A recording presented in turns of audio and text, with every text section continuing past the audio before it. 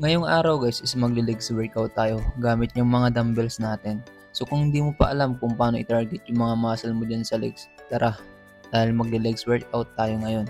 So ayan is nag-stretching na tayo para makaiwas tayo sa injury. So ang unang ititrain natin guys yung quads natin. So lagi natin tandaan guys tuwing mag-workout tayo, sa umpisa kailangan natin munang bumuhat ng magaan. Huwag tayong bubuhat agad ng mabigat. Kasi once na minalas ka, siguraduhin mo na may injury ka. Pero wala yan sa malas o swerte, talagang mai-injury ka, lalo na pag hindi kinaya ng katawan mo yung binuhat mong mabigat. Kaya lagi mong tandaan, laging mag-warm up muna. So itong ginawa natin is warm up set lang yan.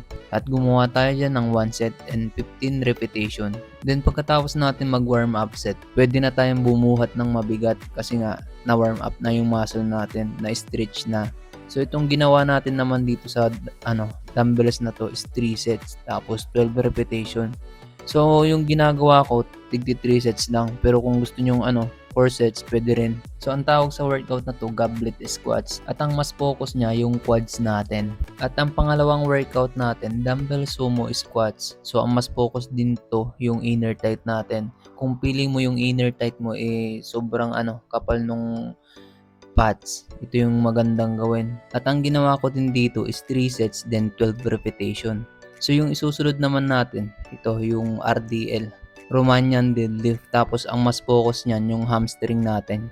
Kung baguhan ka, medyo mahihirapan kang gawin to kasi feeling mo napuputol yung legs mo, pero hindi talaga. Kaya dapat magbuhat ka muna ng magaan para makuha mo yung proper form at proper execution. At pagkatapos mo na-train yung lahat, ito naman yung isusunod mo, yung calf naman. So ito lagi yung wag natin kakalimutan.